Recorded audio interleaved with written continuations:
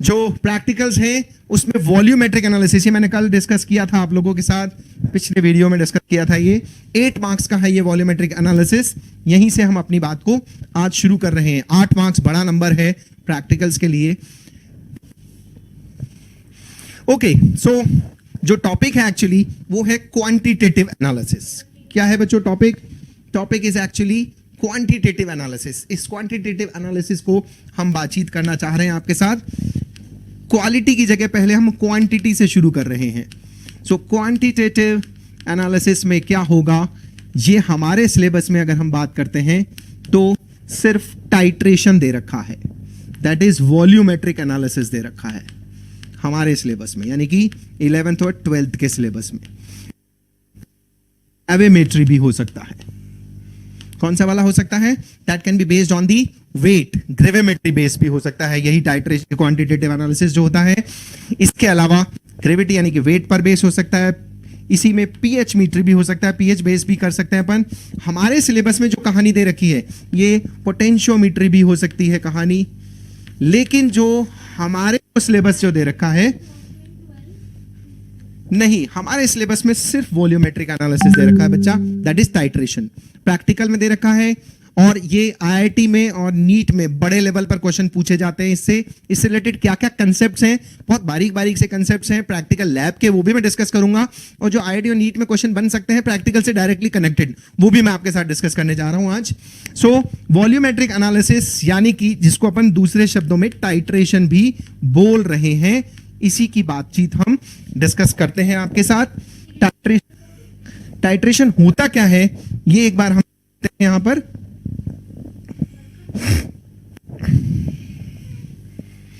देखिएगा सभी। टाइट्रेशन की कहानी एक बार डिस्कस कर रहे हैं आपके साथ।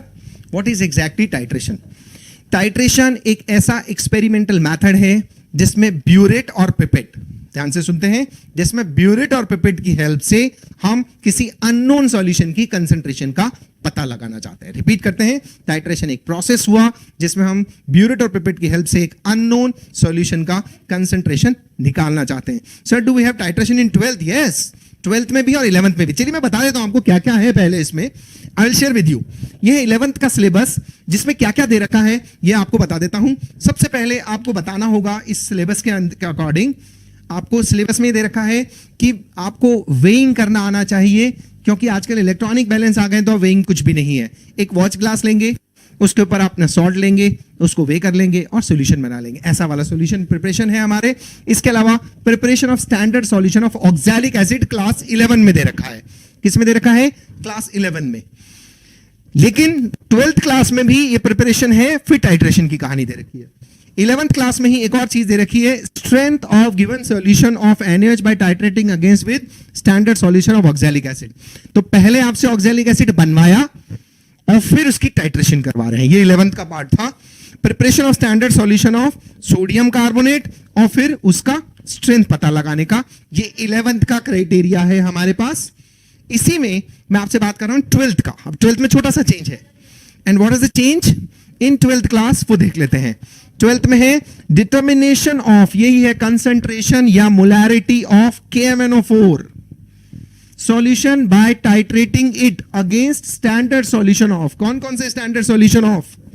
Standard solution of oxalic acid HCOOH.2H2O। Oxalic acid के साथ टाइट्रेशन। ऑक्सैलिक एसिड 11th में टाइट्रेशन सॉल्यूशन बनाना सिखाया आपको और 12th में टाइट्रेशन दे रखी है। 12th में और 11th में दोनों जगह टाइट्रेशन है। बहुत सारे बेसिक्स कॉमन है दोनों के अंदर, ठीक है? ओके, इसके अलावा फेरस अमोनियम सल्फेट, FAS के नाम से भी हम इसको जानते हैं, मोर सॉल्ट के नाम से भी टाइट्रेशन है। FAS के साथ भी KMnO4 की रिएक्शन ही दे रखी है। तो इन शॉर्ट टाइट्रेशन की ये कहानी का सिलेबस मैंने आपके साथ डिस्कस किया। अब इसकी बहुत बारीकियां पहले डिस्कस करूंगा, छोटी छोटी सी। टाइट्रेशन होता क्या है ये बहुत क्लियर है। Titration is a common laboratory method जिसके अंदर हम क्या कर रहे हैं? क्वांटिटेटिव केमिकल एनालिसिस कर रहे हैं और इसका पर्पस बहुत क्लियर है। किसी अननोन सॉल्यूशन के लिए हम ब्यूरेट और पिपेट की हेल्प से टाइट्रेशन करेंगे, प्रैक्टिकल करेंगे, उसकी बहुत छोटी छोटी बारीक बारीक सी चीजें हैं, बहुत बहुत माइन्यूट चीजें हैं, वो मैं आपके साथ अभी डिस्कस कर रहा हूं, किस तरह से होंगी, किस तरह से टाइट्रेशन होगी. So the volume measured is known as the volumetric analysis and it is important in the titration. Titration के टाइप कौन कौन से हो सकते हैं बच्चों? एक बार देख लेते हैं टाइट्रेशन के टाइप कौन कौन से हो सकते हैं. Let's see the type of titration कौन कौन से हो सकते हैं. देखिए टाइट्रेशन के टाइप कहां कहां से हो सकते हैं. देखिएगा, ये हो सकते हैं acid based titration. Acid based titration मतलब HCl की टाइट्रेशन करवा रहे होंगे NaOH के साथ. ऑक्सैलिक एसिड की टाइट्रेशन करा रहे होंगे NaOH के साथ. राइट, ये है टाइट्रेशन का पार्ट. किसकी? एसिड. इसी तरह से रिडॉक्स टाइट्रेशन जो अभी अभी हम डिस्कस कर रहे थे, वो रिडॉक्स टाइट्रेशन थी जिसमें ऑक्सीडेशन और रिडक्शन की बातें हो रही थी.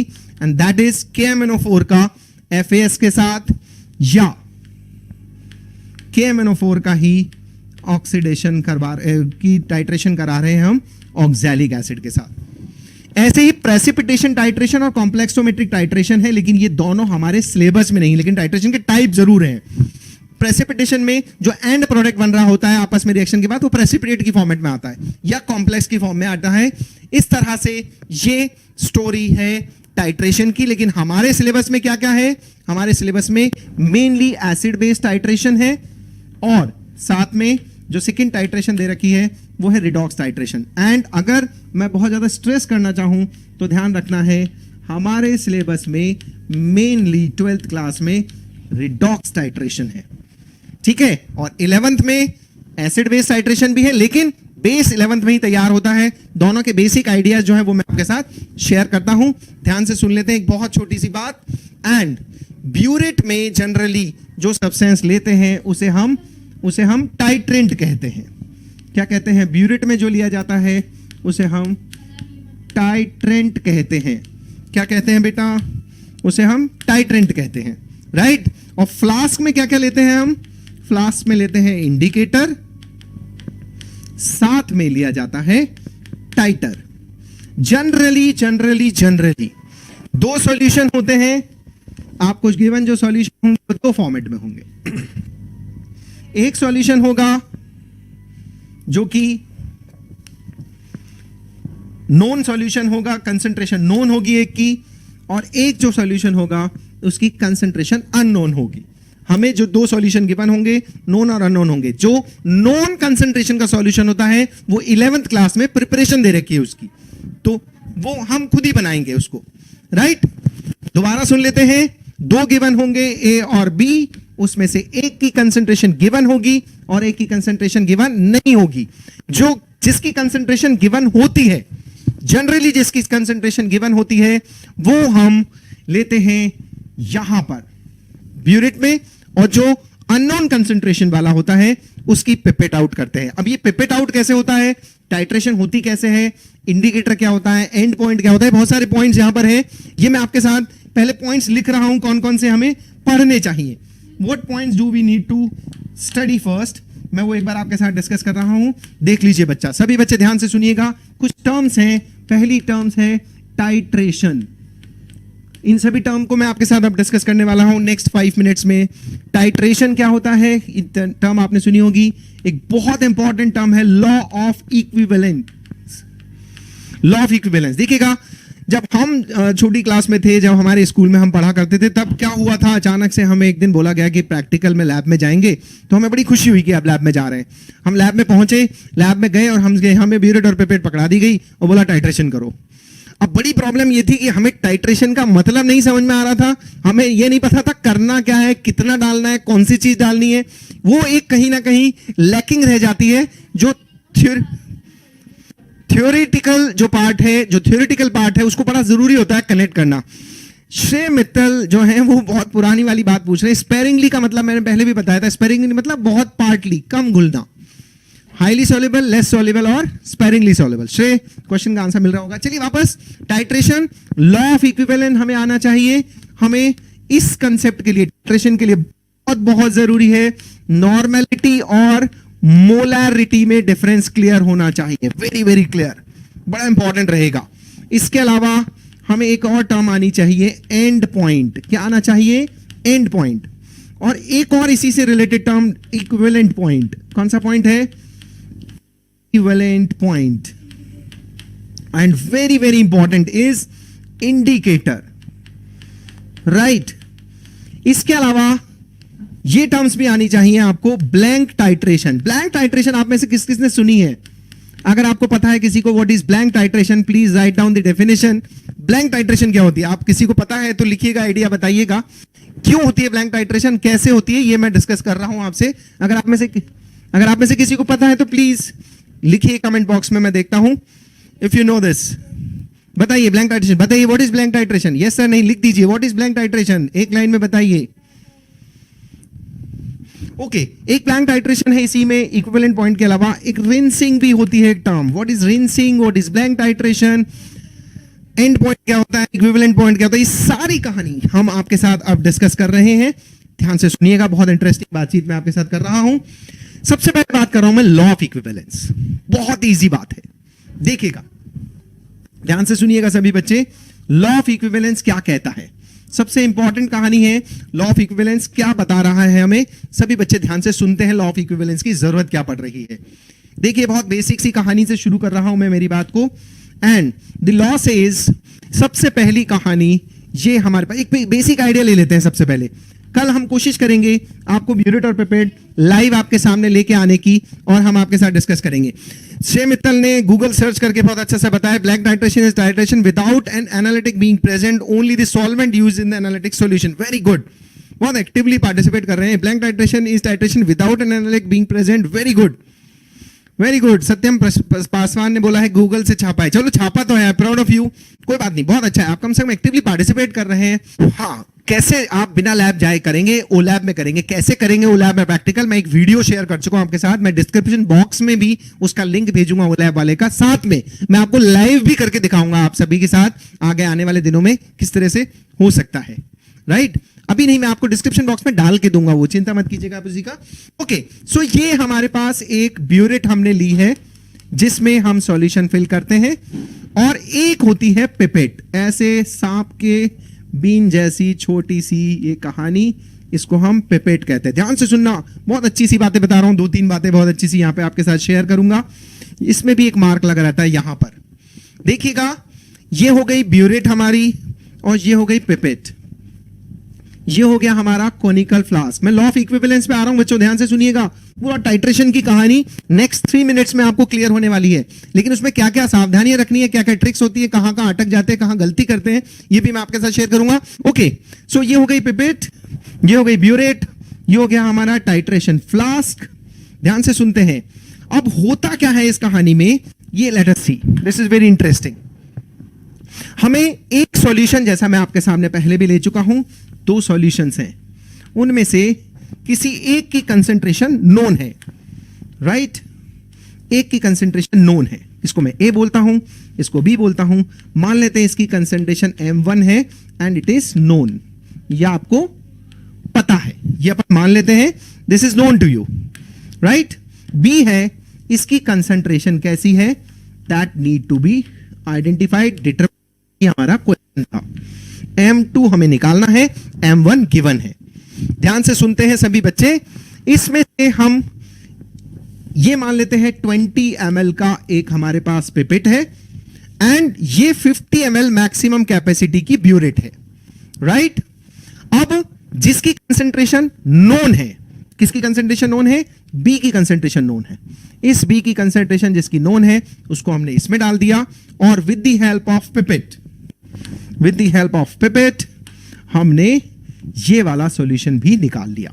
तो देखिएगा सभी बच्चे, M2 is unknown concentration, M1 is known concentration. जो नोन कंसंट्रेशन था वो हमने इसमें फिल कर दिया. We have filled this one, blue one, into this.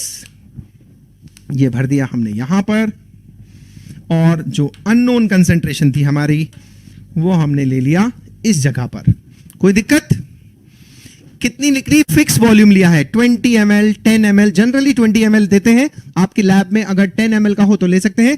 अगर आप ओ लैब पे जाएंगे तो आपके पास सारे ऑप्शन अवेलेबल है. ओ लैब पे आप 5 ml, 10 ml, 20 ml आप अपनी मर्जी से सेलेक्ट.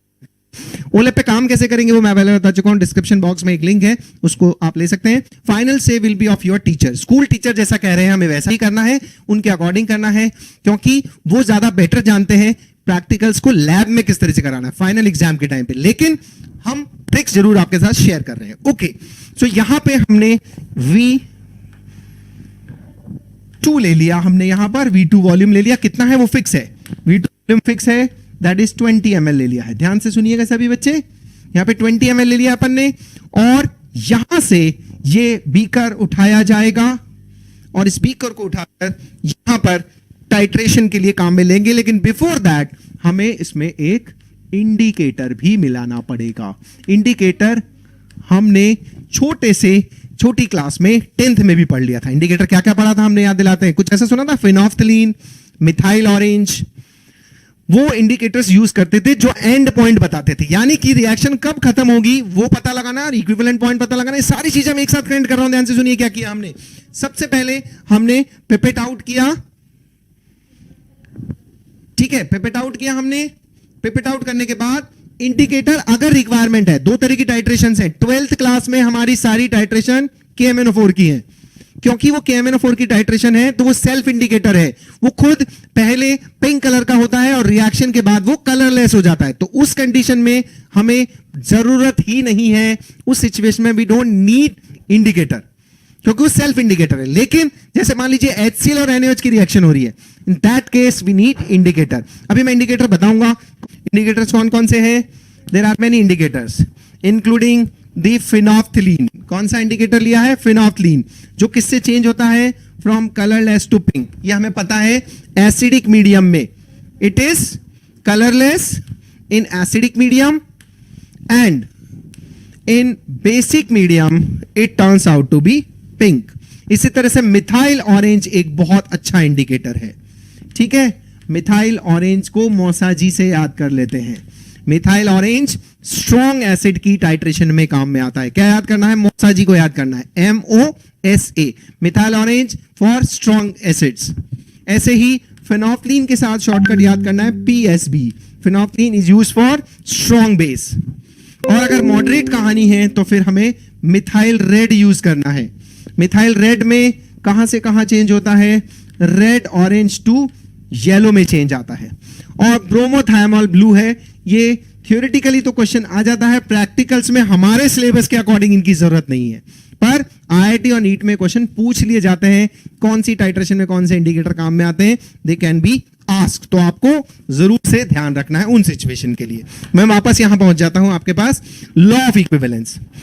देखिएगा, जो रिएक्शन में पार्टिसिपेट कर रहे होंगे ये A और B, तो ऐसा अभी अपन बात कर रहे थे N1V1 is equals to N2V2, ये है लॉ ऑफ इक्विवेलेंस। ध्यान से सुन लीजिएगा, किसी भी रिएक्शन में जब टाइटर और टाइट्रेंट रिएक्ट करेंगे, ब्यूरेट और पिपेट का मटेरियल रिएक्ट करेगा, तो ग्राम इक्विवेलेंट्स दोनों के बराबर होंगे, वो पॉइंट कहलाता है एंड पॉइंट। ध्यान से सुनना, इसके अपन ने वॉल्यूम लिया है, यहां से अपन ने इसका वॉल्यूम लिया है, दैट इज V1, और इसका जो वॉल्यूम लिया है ये V2 लिया है हमने। जो कंसेंट्रेशन होगी वो नॉर्मेलिटी की टर्म्स में होगी। अभी अभी जैसा अपन डिस्कस कर रहे थे, इसकी जो कंसेंट्रेशन है अगर वो नॉर्मेलिटी की टर्म में है वो नोन है, और इसकी कंसेंट्रेशन अगर वो नॉर्मेलिटी टर्म में है तो वो अननोन है। तो क्या हो जाएगा, N2 इज इक्वल्स टू होगा N1V1, V2 आ गया ये अपने पास। दोबारा सुन लेते हैं, लॉ ऑफ इक्विवेलेंस क्या है, वो पॉइंट इंडिकेट, मतलब टाइट्रेशन कब खत्म होगी, टाइट्रेशन तब खत्म होगी जब हमें ये पता चल जाएगा कि रिएक्शंस कंप्लीट हो चुकी हैं। अब रिएक्शन कब कंप्लीट हो गई कैसे पता चलने वाला है, इसके लिए फॉर्मूला सीखा है, N1V1 is equal to N2V2।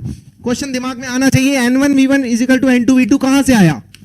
तो आप सभी को कहां से आया के लिए बहुत सिंपल सी डेफिनेशन याद कर लेनी है। सबसे पहले नॉर्मेलिटी आप सभी को ध्यान है, what is normality, number of gram equivalence of किसी भी सब्सटेंस अपॉन वॉल्यूम। देख लीजिए सभी बच्चे, ये नॉर्मेलिटी आप सभी को पता है, ग्राम इक्विवेलेंट अपॉन वॉल्यूम।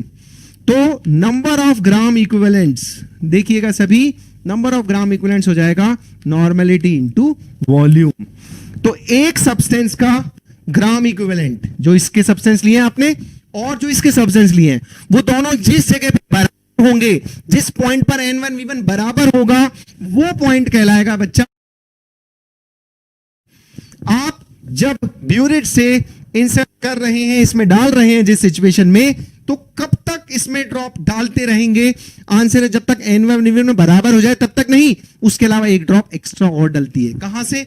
यहां से।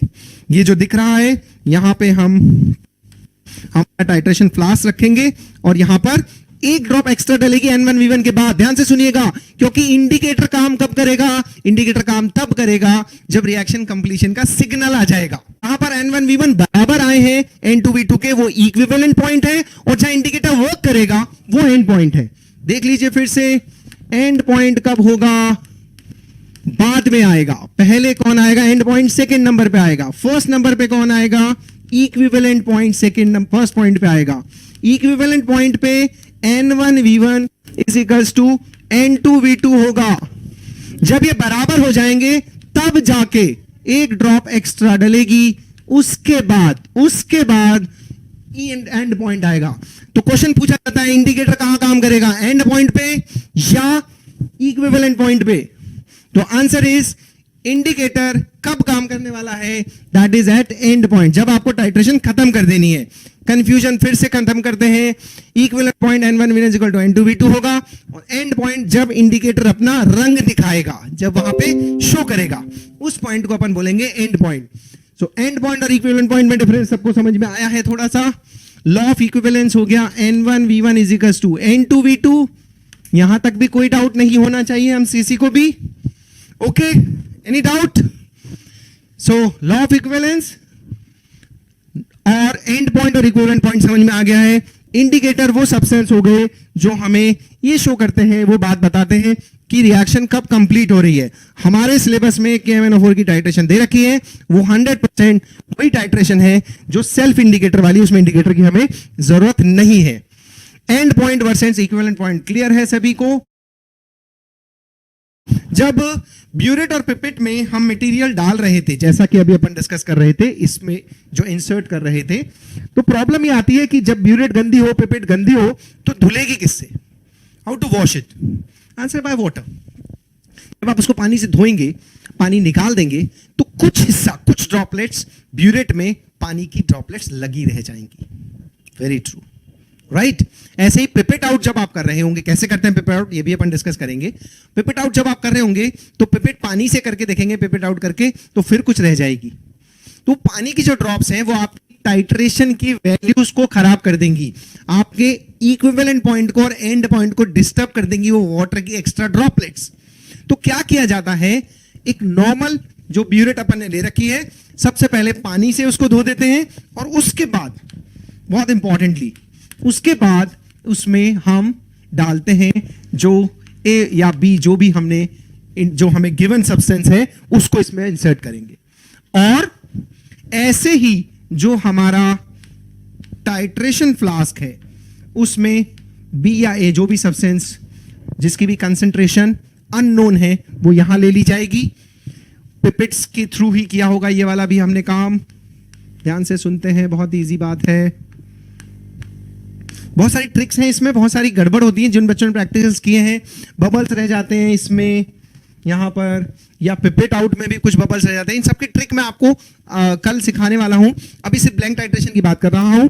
पिपेट आउट किया आपने, पिपेट में जो वाटर ड्रॉपलेट्स अगर रह गई होंगी, लेकिन जब आपने सॉल्यूशन निकाला उसमें से, तो वो वाटर ड्रॉपलेट्स हट चुकी होंगी, राइट? ये आ गए अपने पास। और इसके अलावा ब्लैंक टाइट्रेशन में क्या किया हमने? सबसे पहले बिना दिमाग लगाए नॉर्मल टाइट्रेशन का सामान इसमें भर लिया, इसमें भर लिया, और टाइट्रेशन स्टार्ट कर दी। टीचर ने हमें बोला कि ना धीरे धीरे एक एक ड्रॉप करके डालिए इसमें। जब हम धीरे धीरे ड्रॉप करके डाल रहे हैं, मान लीजिए इसमें से हमें 20 ml चाहिए, अगर हम एक एक ड्रॉप करके डाल रहे हैं तो 6 घंटे लग जाने वाले हैं। तो मुझे नहीं पता आंसर कहां आएगा। तो ब्लैंक टाइट्रेशन मेरी मदद करेगा दो चीजों में। एक, रिंसिंग ऑफ मटेरियल में काम आ रहा है, और साथ में एक ही मुझे आइडिया दे रहा है कि मुझे टाइट्रेशन किस वैल्यू पे धीरे धीरे करना शुरू करना पड़ रहा है। मतलब हमने ब्यूरेट पिपेट से लिया और ब्यूरेट से स्टार्ट किया, जब ब्लैंक टाइट्रेशन करते हैं तो हम 5-5 के गैप में, 6-6 के गैप में, 10-10 के गैप में फटाफट डाल के देखते हैं। जिस जगह पे भी कलर चेंज आ रहा है तो आइडिया लग जाता है हमको। ब्लैंक टाइट्रेशन फर्स्ट टाइट्रेशन होती है जिसे कॉपी में लिखना नहीं होता है। उसके दो पर्पस है। पहली बात, रिंसिंग कर रहे हैं, जो वाटर ड्रॉपलेट्स अगर रह भी गई होंगी, पहला रिजल्ट गलत भी आ रहा होगा, फिक्र नहीं करनी है, ब्लैंक टाइट्रेशन की हेल्प से उसको छोड़ देंगे। और दूसरी बात, वो आइडिया लगाना पड़ेगा कि किस वैल्यू पे जाके ब्यूरेट पे हमें स्लो होना है। मान लीजिए हमारा आंसर 20 ml के आसपास आया ब्लैंक टाइट्रेशन में, तो जब हम फर्स्ट टाइट्रेशन कर रहे होंगे तो हम 17 ml या 18 ml पर ही एक एक ड्रॉप डालना शुरू कर देंगे। तो हमारा नेक्स्ट टाइट्रेशन में टाइम कम लगने वाला है। ब्लैंक टाइट्रेशन रिंसिंग के काम में आ रही है, और जो आइडिया लगाना चाह रहे थे कि टाइट्रेशन किस जगह पे स्लो होनी चाहिए, दो का काम कर रही है। होपफुली सभी को समझ में आया होगा। So thank you very much, stay connected, stay motivated, thank you, enjoy. और कोई भी प्रॉब्लम्स हो तो आप यूट्यूब चैनल पे कमेंट्स करके पूछ सकते हैं।